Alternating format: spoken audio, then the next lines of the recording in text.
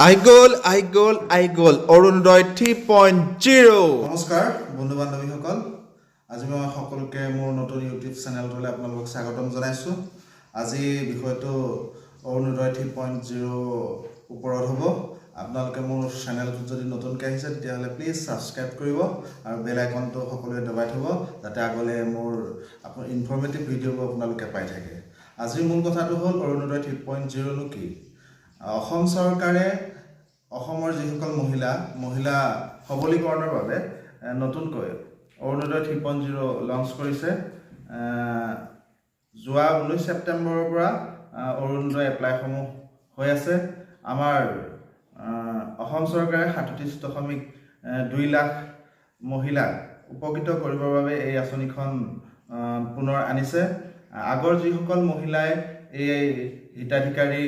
লাভ কৰি আছিল সকলো মহিলাই পুনৰ আবেদন কৰিব লাগিব আৰু নতুন সকলোৱে আবেদন কৰিব লাগিব যিসকল মহিলাই আগৰ হিতাধিকাৰী লাভ কৰি আছিল তেওঁলোকে নতুন লিষ্টখনত নাম নহা পৰ্যন্ত তেওঁলোকৰ যি মাহিলী 1250 টকা পাই থাকিব আৰু যেতিয়া তেওঁলোকৰ নতুনকৈ 3.0 নাম আহিব তেওঁলোকে 1250 টকা যোগ 150 টকা বৰ্তমান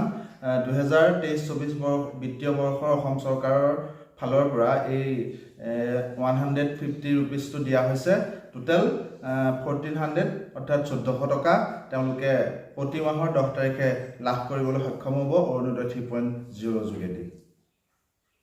বন্ধুসকল আবেদন কৰিবৰ বাবে যোগ্যতাসমূহ কি লাগিব মই আপোনালোকক এটা কৈ দিছোঁ প্ৰতিজন হিতাধিকাৰীয়ে অসমৰ স্থায়ী নিবাসী হ'ব লাগিব আৰু তেওঁলোক অসমতে থাকিব লাগিব 2 নম্বৰত তেওঁলোকৰ নিজৰ নামত এটা বেংক পাছবুক থাকিব লাগিব আৰু তেওঁলোকৰ সেই বেংক পাছবুক আধাৰ নাম্বাৰৰ সৈতে লিংক থাকিব লাগিব আৰু যিসকল বিবাহ নকৰা মহিলা 45 বছৰৰ ঊৰ্ধ্ব তেওঁলোকে আবেদন কৰিব পাৰিব আৰু যিসকল বিবাহ বিচ্ছেদিত তেওঁলোকেও আবেদন কৰিব পাৰিব আৰু যিসকল সিংগল মাদাৰ তেওঁলোকেও আবেদন কৰিব পাৰিব আৰু আমাৰ যিসকল মহিলাৰ চেৰিবেল পালচি HIV এনেকুৱা ধৰণৰ ৰোগৰ লগত জড়িত সেই মহিলাসকলেও আবেদন কৰিব পাৰিব আৰু পৰিয়ালৰ যি বাৰ্ষিক আয় 2 লাখ টকাতকৈ কমত হ'ব লাগিব এই সকল ব্যক্তিয়ে এই অৰুণোদয় হিতাধিকাৰী লাভ কৰিবলৈ সক্ষম হ'ব সকল কোনসকলে আবেদন কৰিব নোৱাৰিব সেই বিষয়ে মই কৈছোঁ যিসকল মহিলাৰ ঘৰত চৰকাৰী চাকৰি আছে প্ৰথম গ্ৰেডৰ চাকৰিৰ পৰা যিকোনো বিদ্যালয়ৰ ৰান্ধনি পৰ্যন্ত যিসকলে চৰকাৰী কিবা পইচা লাভ কৰে তেওঁলোকৰ ঘৰত কোনো ধৰণৰ অৰুণোদয় হিতাধিকাৰী প্ৰদান কৰা নহয় গতিকে চৰকাৰী পইচা লাভ কৰা কোনো ব্যক্তিয়েই এই সুবিধা লাভ কৰিব নোৱাৰিব আটাইতকৈ এটা ইম্পৰ্টেণ্ট বিষয় আবেদন কৰিবৰ কাৰণে আমাৰ আধাৰ লিংক ৰেচন কাৰ্ড লাগিব আৰু বেংক পাছবুক লাগিব নিজৰ নামত থকা পাছপোৰ্ট সাইজ ফটো লাগিব আৰু ডমিচাইল চাৰ্টিফিকেট লাগিব আৰু ইনকাম চাৰ্টিফিকেটখন লাগিব আৰু আমাৰ কোনোবা এটা ID প্ৰুফ লাগিব যিকোনো ID প্ৰুফ এটা আপুনি দিব পাৰিব ভোটাৰ কাৰ্ড বা আধাৰ কাৰ্ড যিকোনো এটা লগত দিব পাৰিব এইখিনি আপোনালোকক লাগিব এইখিনিৰ জৰিয়তে আপোনালোকে